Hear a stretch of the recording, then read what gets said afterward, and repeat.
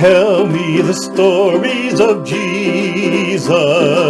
I love to hear things I would ask him to tell me if he were here. Welcome to Guitarlele Grampa's Reading Room. I'm Jim Henkel, bringing you a channel that celebrates Jesus by reading scripture and other stories that declare the wonder of Jesus Christ. Let's see what today's video has in store. Today I'm going to read from The Chronicles of Narnia by C.S. Lewis. I'm reading from the HarperCollins single volume paperback edition, and I'm going to read from The Lion, the Witch, and the Wardrobe. I began to read this for two of my grandchildren, Hannah and Elizabeth, when they were visiting this summer, and I decided to read them the entire book via video. You're invited to come along on this wonderful journey into the wondrous land of Narnia.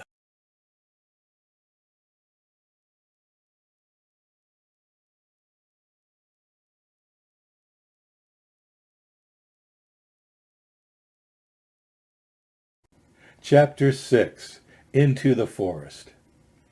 I wish the McCready would hurry up and take all these people away, said Susan presently. I'm getting horribly cramped. And what a filthy smell of camphor, said Edmund. I expect the pockets of these coats are full of it, said Susan, to keep away the moths. There's something sticking into my back, said Peter. And isn't it cold? Said Susan. Now that you mention it, it is cold, said Peter. And hang it all, it's wet, too. What's the matter with this place? I'm sitting on something wet. It's getting wetter every moment. He struggled to his feet. Let's get out, said Edmund. They'd gone. Oh, said Susan suddenly. And everyone asked her what was the matter. I'm sitting against a tree, said Susan. And look, it's getting light over there. By Jove, you're right, said Peter. And look there, and there. It's trees all around. And this wet stuff is snow. Why, I do believe we've got into Lucy's wood after all. And now there was no mistaking it, and all four children stood blinking into the daylight of a winter day. Behind them were coats hanging on pegs, and in front of them were snow-covered trees. Peter turned at once to Lucy. I apologize for not believing you, he said. I'm sorry. Will you shake hands? Of course, said Lucy, and did. And now, said Susan, what do we do next? Do? Said Peter. Why, go and explore the wood, of course. Ugh, said Susan, stamping her feet. It's pretty cold. What about putting on some of these coats? Well, they're not ours, said Peter doubtfully. I am sure nobody would mind, said Susan. It isn't as if we wanted to take them out of the house. We shan't take them even out of the wardrobe. Well, I never thought of that, Sue, said Peter. Of course, now you put it that way, I see. No one could say you had bagged a coat as long as you leave it in the wardrobe where you found it. And I suppose this whole country is in the wardrobe. They immediately carried out Susan's very sensible plan. The coats were rather too big for them, so that they came down to their heels and looked more like royal robes than coats when they had put them on. But they all felt a good deal warmer, and each thought the others looked better in their new get-up and more suitable to the landscape. We can pretend we are Arctic explorers, said Lucy.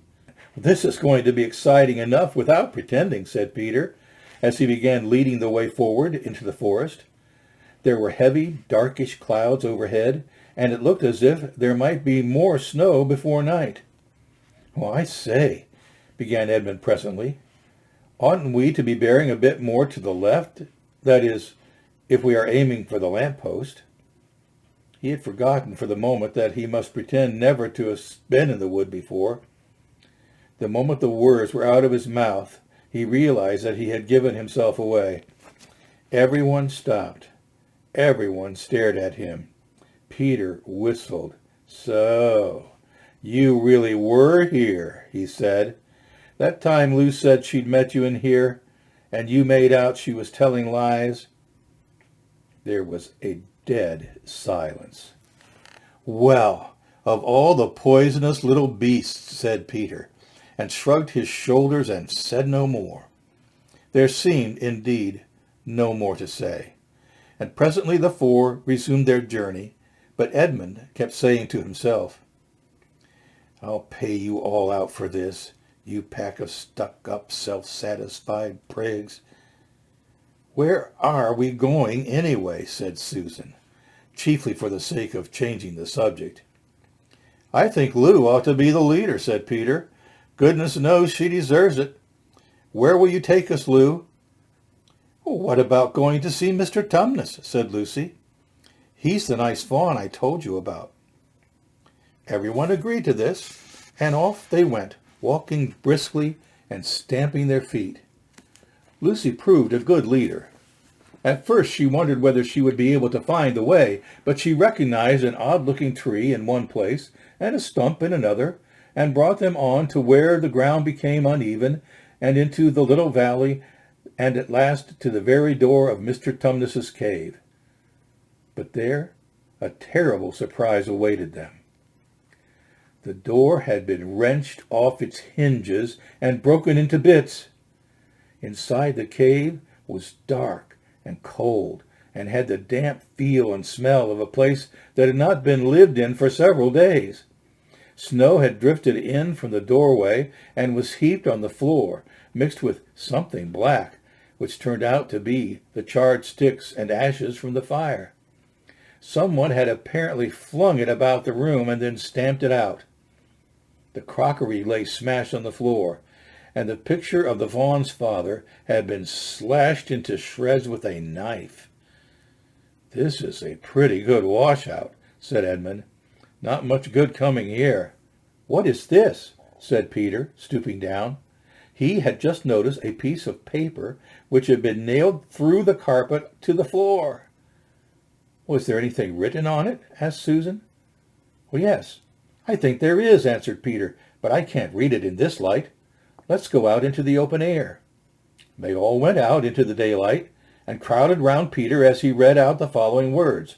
"The former occupant of these premises, the fawn Tumnus, is under arrest and awaiting his trial on a charge of high treason against her Imperial Majesty Jadis, Queen of Nardia, Catalane of Cair Paravel, Empress of the Lone Islands, etc., also of comforting her said Majesty's enemies, harboring spies, and fraternizing with humans.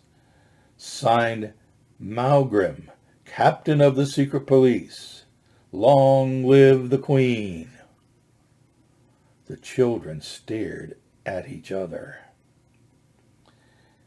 "I don't know that I'm going to like this place after all," said Susan. "Who is this Queen, Lou?" said Peter. "Do you know anything about her?" "Well, she isn't a real queen at all," answered Lucy. "She's a horrible witch, the White Witch. Everyone, all the wood people, hate her. She has made an enchantment over the whole country so that it is always winter here and never Christmas."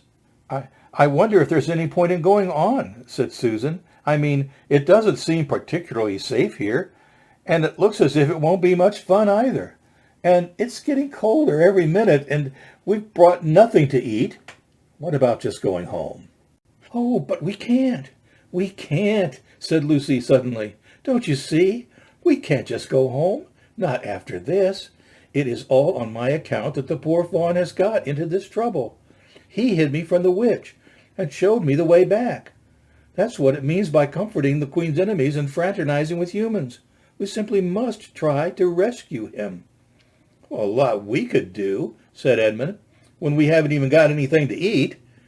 "Shut up, you," said Peter, who was still very angry with Edmund. "What do you think, Susan?" "I've a horrid feeling that Lou is right," said Susan.